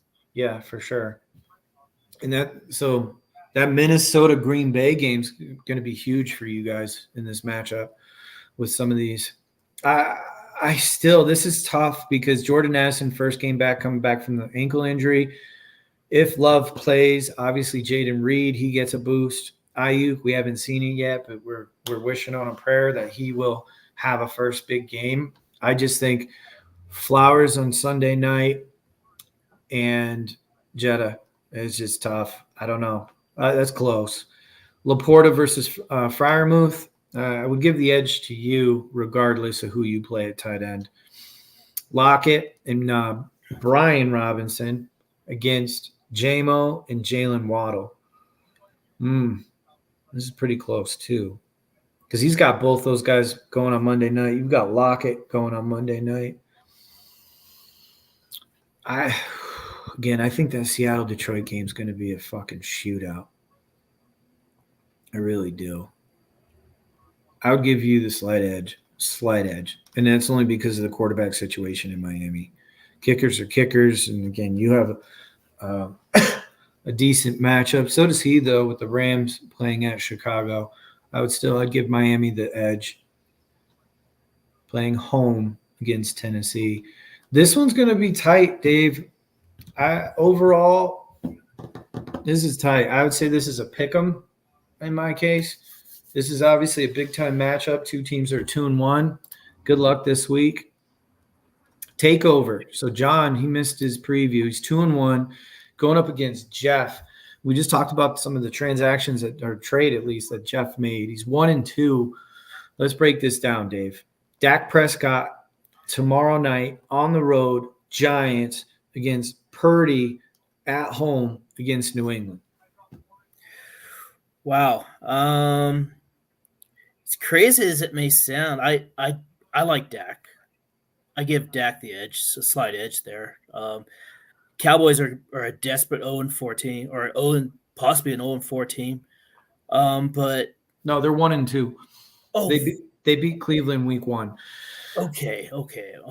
So Dallas and the Giants are 1-2 tomorrow night, but two teams going opposite directions as of right now. Dak got a lot of those points as Stafford stats in the second half when they were down. He dropped 38, almost 39 points last week. Purdy was in a shootout type game last week. I don't see either of these games going that way this week. One, Dallas, short week, have to travel across the country. Purdy at home against New England. That's going to be a ball control type of game. I don't see either quarterback going over 300 yards. Unless the Giants come out early and get up big, I doubt that's going to happen. But I would still give the edge to Dak. I agree. Okay, Josh Jacobs and Mason against Aaron Jones and Tony Pollard. How do you break this down? Well, Mason, just keep riding Mason. I mean, Mason's going to take you there. But definitely, it's versus New England Patriots defense. I mean, you got to love that matchup. Pollard going against the Dolphins D-line. I kind of like that matchup too, but I give the edge to Mace there. Jacobs and Jones. I mean, that's sort of like a pick 'em in a way. They're facing each other's defenses. Yeah. But I like Jacobs a little bit more than I do like Jones, even though Jones did have that good game last weekend. Well, keep in mind, Aaron Jones going back to Green Bay for the first time. Oh, that's yeah. I mean, that's a little added something there Sure. in the revenge Sure. game because they basically let him walk out the door, and then they brought in Josh Jacobs, which is ironic that the two fantasy owners are playing each other this week. I still give the edge to Jacobs and Mason, in my opinion. Okay, CeeDee Lamb, Terry McLaurin, and the bounce back. Rashid Shaheed with a 0 last week against Tyreek Hill, Chris Olave, and Romeo Dobbs. Just real quick, Shaheed is boom bust. McLaurin playing at Arizona. We talked about. I think that might be a shootout.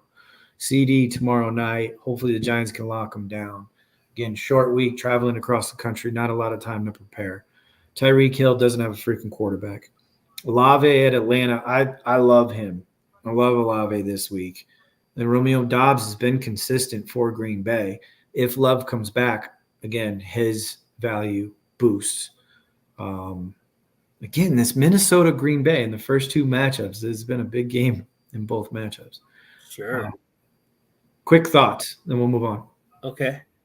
Gotta like Terry Mack versus Arizona. I think that's a plus matchup for Washington. Same with CD. I mean, just Shaheed, like you said, is a boomer bust. I like him better than Dobbs. I like the Lamb side. More than Tyreek, more than Olave. I like the Lamb side. Same. Dalton Kincaid, Trey McBride. That's if he gets out of concussion protocol. That's going to be a tough one to figure out. Kincaid really hasn't done much, but he looked good on Monday night. Shakir and Dobbins against Judy and Isavas. Yoshivas. Thank you. Yoshevich. Andre. I'll figure it out. He's a good-looking player, man. I think he's quality. It's just he's got T. Higgins and Chase in front of him. Bro, look for him, I still give the edge here to John with Shakir and Dobbins. Kickers are kickers. And then you got the Minnesota defense at Green Bay. Again, that Minnesota Green Bay, I think everyone that's of any importance is in these first two matchups. And then you got the Pittsburgh D at Indy. I give a square edge to Pittsburgh playing at Indy until Anthony Richardson can prove us otherwise. That's my feeling. Agree with that. I would give an edge to John overall. The forecast is the same. The projections. Stroud, what'd you think about that? John versus Jeff. I agree with that. I think this is a slight edge. I mean, Jeff has a slight edge with the defense, but I think Dobbins and Shakir is definitely an advantage for John than Judy and Yoshevas for sure. I think that might be the difference. Okay. So fair enough. And again, that Green Bay, Minnesota, I know there's going to be 4 sets of eyes on that game this weekend. Stroud Buckets got his first win. He's 1-2. Now goes up against the 0-3, the only 0-3 team in the league. We did not do standings, but I'll tell you, there's no undefeated team, and there's only one team that's 0-3. That's pretty much the breakdown right there. In this matchup, you've got Stroud against Kyler. Again, we talked to Kyler possibly in a shootout. Stroud going against Jacksonville. Jacksonville looked just lifeless Monday night. They have not looked good all season. Maybe Stroud can put some shit together because the Houston offense since week 1 has not looked that great. I don't know. But I would give the edge to Kyler in this one. Really? Because I think Houston could be in a positive game script in that one. They're playing home against Jacksonville. Yeah, I could see Kyler running and gunning, and that Washington defense is bad. I can see that. James Cook and now Achane for Norm against Bucky Irving and Najee. We don't have to talk about this. Cook and Achane get the clear nod. Norm's got to connect with Nico. Then he's got JSN, Michael Pittman. Nicky's got Thomas, Drake London, Marvin Harrison connect with Kyler. This could go either way, but I think Nico's going to bounce back this week with Stroud. Yeah, this could go either way for sure. I mean, just, I mean, I like the Nico side a little bit more, So do I. So do I. but Brian Thomas, I mean, he's still going to be in there even after Jacksonville's down by 4 touchdowns. You know. Yeah, true. Dallas Goedert had the game of his life last week against Mark Andrews, who had a 0. This one is – I think they're going to force feed Mark Andrews the ball. I mean, I've said that a couple weeks in a row now. I mean, for Nick's sake, you're hoping that's what happens. I think that one's close. Then you got Lazard and Zamir White against Rashad White and Robinson from L.A. It looks like Nicky's starting both the Tampa Bay backs against Philly. We'll see if that – it's an interesting strategy there, Cotton. We'll see if it works out for him. Lazard and Zamir White, I mean, this is just a mess in the flex. I think it's a pick 'em. I don't know. Lazard's touchdown dependent. Zamir White playing against a tough Cleveland defense. This is just yucky. I wouldn't want to start any of those guys. Then it looks like Norm's going to roll out the Dallas defense against his Giants tomorrow night. I don't know who else does he have on his bench? He's got the Chiefs at the chart. He's got to switch that, you would think. Because if Herbert doesn't play for the Chargers, which it's looking like he won't, how can you start the Dallas defense against the Giants? Yeah, I agree. You need to make a switch there, Norm. Yeah. And then you got San Francisco against New England. I think the clear advantage is San Francisco as it sits right now. So overall, I look at Norm winning this week. Sorry, Nick. Looks like you're going to be 0-4, but shit could change, man. Kyler Murray and Harrison, you know, that connect is deadly when it hits. What do you think? Yeah, I like the Norm side. Cook's on fire right now. Yeah. I mean, Nico's going to have has a pretty favorable matchup versus the weak Jags defense. JSN might be a sneaky, you know, the other reason is the JSN might have a rebound, should have a rebound game versus probably a positive game script. You know, you're going to have at least a shootout, I would think. Yeah. I mean, they're going into Detroit, but JSN runs out of the slot, and that Detroit secondary, I mean, they're really stout against the run, but that secondary is young, inexperienced, and I could see them getting diced up in the slot. I mean, Godwin had a big game against them. I don't know. I think Norm has a clear advantage. So Rod Doggett got his first win. He's going up against Sticky Nicky Throat Pie guy here. And this one is like a dead heat. This one is projected to be a pick 'em. Got Jalen Hurts going on the road against Tampa. You got Lamar Jackson playing Sunday night home against Buffalo. I give clear edge to Lamar. Jalen hasn't played that well. I think Tampa's defense is going to rebound after a poor showing last week. Antoine Winfield did not play last week. There's chance he could play this week. I think that's a huge add. Plus, who are Hurts' weapons? You mentioned before, A.J. Brown is out. You've got Devonta Smith, who's in the protocol. Who else do they have besides Goddard? Dotson. Oof. And Goddard. Yeah, and then Saquon. Wow. Saquon. Oh. So yeah, it's Lamar Jackson gets the edge for sure. No doubt. Now, the running backs are interesting because you've got Ryan playing both his running backs that play on prime time, Sunday night and Monday night. You got Bijan and Kyren both going early. Chicago's defense is pretty good, but not great against the run. Bijan's going against a pretty good New Orleans defense. So I don't know. I would take Derrick Henry. No, I would still take Bijan and Kyren in this one.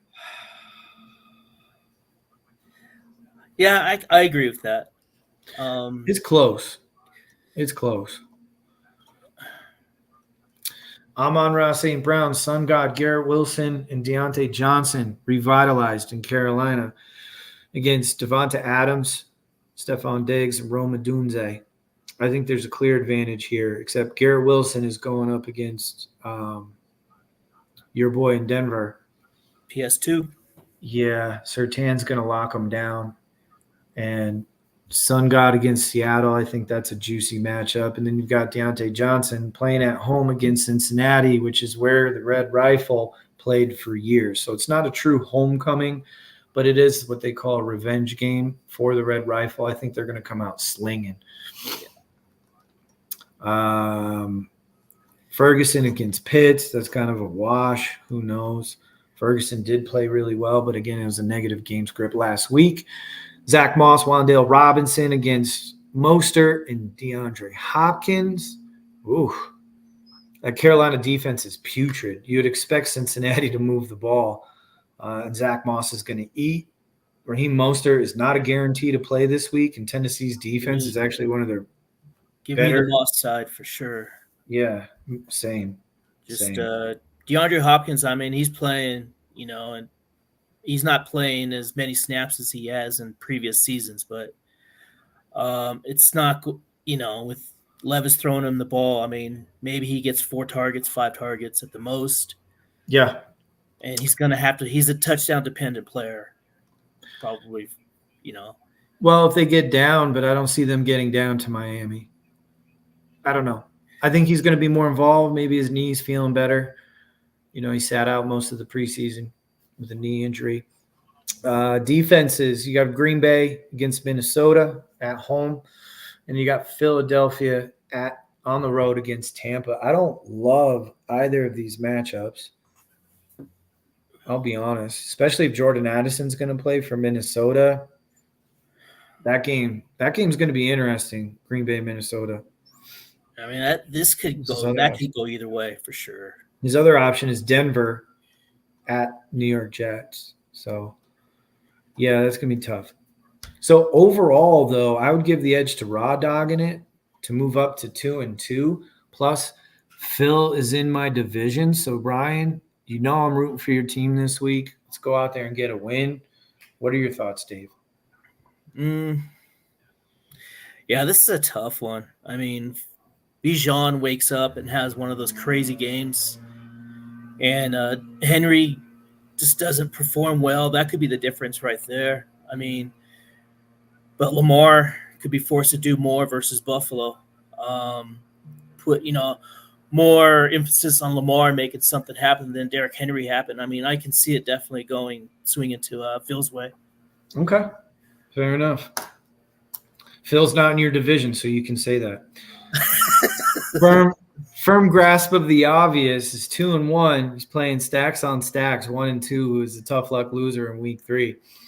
Here we've got Pat Mahomes at the Chargers, Joe Burrow at Carolina.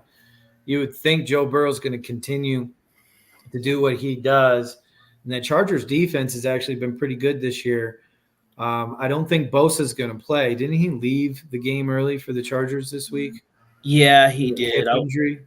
I don't know what the status of Bosa is, but I know he was injured. Yeah, that's a tough one, but it's hard to pick against Patty. I just don't see that game being a shootout like the Carolina-Cincinnati game could be, which for fantasy purposes would mean Burrow's going to sling a lot more. And as we know, based on the team name, stacks on stacks, Carl's got Higgins and Jamar Chase. So that's a huge advantage in what could be now a shootout because the Red Rifle, man, he's slinging. So from a fantasy perspective and based on the matchup, you would give the edge to Burrow. I mean, real life, you would take Patty all day. Do you disagree with that? Well, this could go. I mean, this is crazy with Mahomes playing the Chargers. I mean, the Chargers are a well-coached team. They may be without, a few, their quarterback on offense, but we can have. It wouldn't surprise me if it's a blowout between the Chiefs and the Chargers, with the Chiefs winning, but it also wouldn't surprise me being in the AFC West an old, just a kind of slug 'em game, kind of not sloppy, but a slug 'em game. Sure. Where Mahomes actually plays in the fourth quarter. Yeah, true. But Something tells me I give the edge to Burrow here. Yeah. I like From a that. fantasy perspective, just based on the matchup and how bad the Bengals defense has played, I think they're going to have to score points. Singletary and Kamara versus Gibbs and Chuba Hubbard. Looking at this one, I'd give the edge to Singletary and Kamara. I'm just looking at it. We got to speed this up. Yeah, I like that. Okay. Wide receivers, Mike Evans, Calvin Ridley, Amari Cooper against Godwin, Sutton, and Chase. We talked about how that Carolina-Cincinnati game could be a shootout. I think I don't know, man. How's Sutton been playing? I know he had a good game week 3. He had a decent game. I don't have the exact stats in front of me, but he looks good. Bo Nix got him the ball. Yeah. But on this instance, for me, I like the Chase side more than I like the Mike Evans Cooper side. Fair enough. Yeah, I'm going to go opposite. Unless Chase goes off for another 2 touchdowns and 100+ yards, I think Mike Evans bounces back this week. Philadelphia secondary suspect. The problem is Godwin's on the other side of this matchup, so it's like pick your poison with those two. I think Calvin Ridley's going to bounce back against Miami, and Amari Cooper at Vegas. All depends on whether or not the quarterback can throw the ball. Kelsey and Kittle. What is going on with Travis Kelsey right now? I think this week is the Travis Kelsey bounce back week. Like you said, it's a AFC West division game. You saw him moping on the sidelines. He hasn't been targeted nearly as much as he has in years past. I think this is a week where they're just going to pepper Kelsey, force feed him the ball. But the problem is I think Harbaugh might know that. Kittle may not even play this week too. So, I definitely agree with that, Biz. I think it's got a making of a Kelsey bounce back game for sure. Mm-hmm. Next in the flex, you got DJ Moore. Juwan Jennings is getting the start. OKR, T. Higgins, and Carson Steele. I think DJ Moore and Juwan Jennings get the edge for me. T. Higgins looked good last week. I mean, there was a couple times during the game where he had to come out on the sideline and just catch his breath. He may, but yeah, Jennings and Moore got the edge here for me too. Sure. Cleveland defense at Vegas, and then you got the Vegas defense home against Cleveland. What do you know? Pound for pound, this is tough because you just saw the Giants absolutely destroy, I think, 7 sacks on Cleveland, and Cleveland's offensive line is banged up. They've got a couple starters that are out. This one's going to be interesting. I see the projections are pretty close. I think the outcome is going to come down to turnovers. I think both teams are going to be able to get sacks on the opposing quarterback. It's going to come down to which quarterback makes mistakes and which defense can force turnovers. That's a good matchup. I think overall, though, I hate to say it. I know Carl's got all the Bengals, and they're in a prime position to have a shootout against Carolina this week. I just think RJ's team's going to bounce back.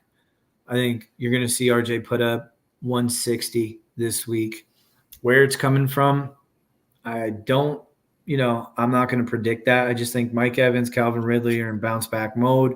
Travis Kelsey's in for a big week, which means Pat Mahomes is going to have a good week. I do believe RJ is going to win this one. He's going to go to 3-1. Carl's going to fall to 1-3. What do you think? I think this is a closer matchup. I think it can go either way, but I like the edge to RJ just because of his flexes are a little bit better than T. Higgins and Carson Steele. It seems like Kansas City's determined to get the other running backs involved. The other running backs besides Steele involved a little bit more. Mm-hmm. And they can start with this game. They can start getting P. Ryan a little bit more reps. Right on. All right, we got one more to break down, and this is our game of the week. Bing Bong going up against White Boy Rick, the Biz Rick matchup. Both teams are 2-1. Now the projections aren't that high because my team's a little banged up. But let's break this down. I've got a couple options at quarterback. I've either got Geno Smith at Detroit Monday night in what I hope is a freaking shootout, especially because I have the connect with DK. Or I could go with the Red Rifle at home against Cincinnati. Doesn't matter. Josh Allen has the clear advantage in this. But what are your thoughts on Geno Smith or Red Rifle, Dave? Go with Geno. It's the Monday night. It's the Monday night game. It's prime time. I know there's 2 games this week. You also have Tennessee and Miami playing at the same time. But I'm going to go with my connect. I'm going to go with my gut.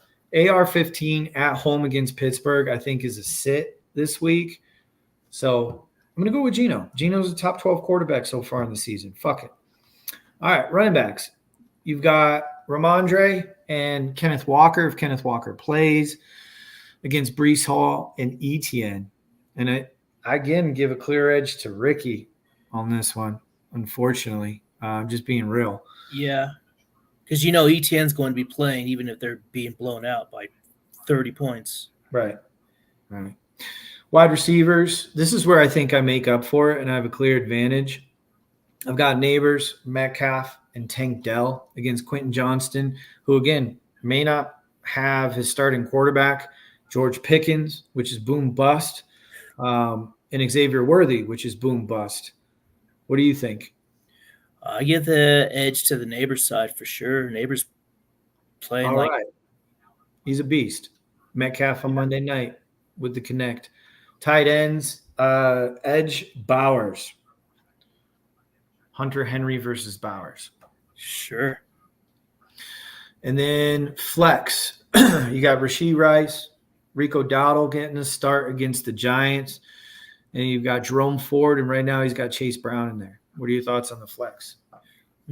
Rice side. All right. Kickers are kickers. And then I've got the Houston defense at home against Jacksonville. He's got the Saints on the road in Atlanta. We got to give it to Houston here. I don't think that's too tough to tell on that one. Yeah. Jacksonville just looks awful. Yeah, Jacksonville's terrible. So right now it's projected to be very close. I definitely feel like I'm going to win. I feel confident in my team bouncing back this week. I feel comfortable with AR-15 on the bench. I love some of my matchups, but Rick's got studs, man. You got Josh Allen, you got Breece Hall, you got studs that could blow up and destroy my week. What do you think? How do you see this going? I give the slight edge to you, Biz. Okay. I think just your receivers is a little bit more. I mean, Worthy can have one of those games, but I think the emphasis is going to be Mahomes focusing on Kelsey. Trying to get that offense in sync again. I mean, it's a big part of their offense for sure. Well, without the running backs, I got to get some sort of rhythm going on, to set up for the next few games at least, and going forward. So before we wrap this up, we got a couple more comments here. A couple people popped on. One guy says, Team Money, thanks for the comment. He says, trade Connor and JMO for DJ Moore and Rashad White. What are your thoughts? Connor and JMO for... It looks like DJ Moore. He just put Moore. I assume it's DJ.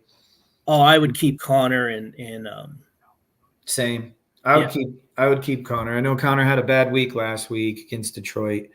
They have, again, a really good run defense, but they're playing Washington this week. You can run, you can move the ball on Washington. Expect Connor to have a bounce-back week. And same with Jameson. Jameson Williams had a down week last week, but as we talked about, we're hoping that the Seattle-Detroit game gives us some fireworks this week, much like the Washington-Cincinnati game did this week in week 3.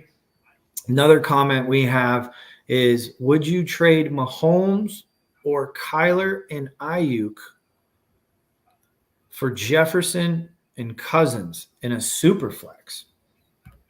So Mahomes or Kyler plus Ayuk for Jefferson and Cousins in a super flex. Yeah, I don't. I'll be honest. I've never been in a super flex league. I'm a little, I do some best ball, with super flex, but I, I mean, I would if you have to make a deal, I would keep Kyler. I Yeah, think his upside's more than Mahomes. If it's just versus those two guys, and if you have to make a trade, I would just I guess the question I'd have for Pareko here is, what's your wide receiver situation?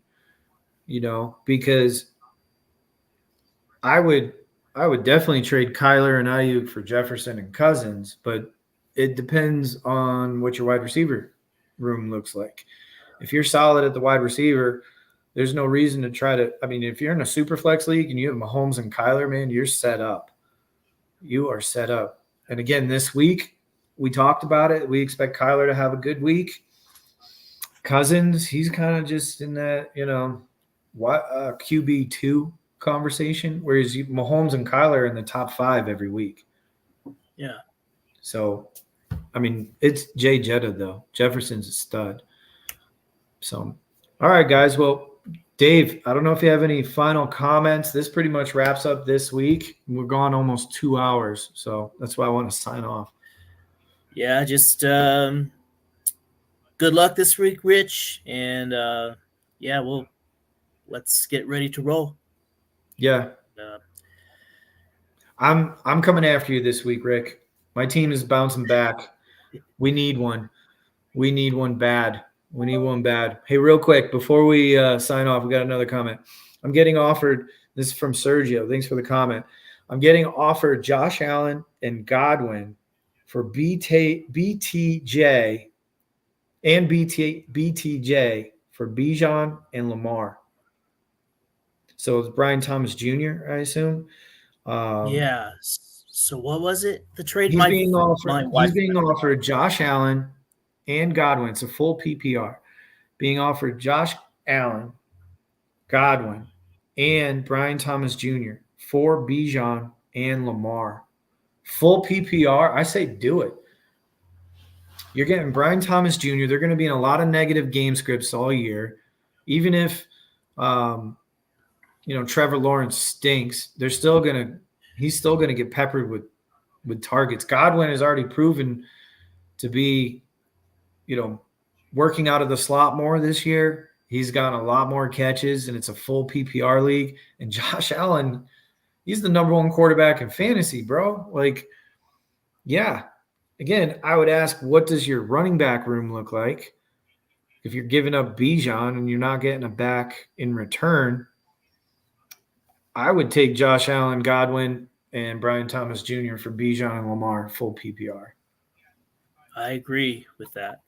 I mean, you're buying Godwin on low right now. I think Godwin's gonna continue to do good this year. Yeah. I asked him who his other running backs were because personally, Josh Allen is an absolute stud. Godwin, he's a PPR stud. Brian Thomas Jr., again, he's going to be in negative game scripts. But I would just say, who can you fill in for Bijan if you give up Bijan? Because we haven't seen the best of Bijan. But anyways, guys, thanks for joining us. We appreciate your time. We appreciate the comments. We are going to run. We are going to sign off. Dave, good luck this week. Kick ass. Take names. We're going to sign off now. All right, Dave? Later, guys. Later.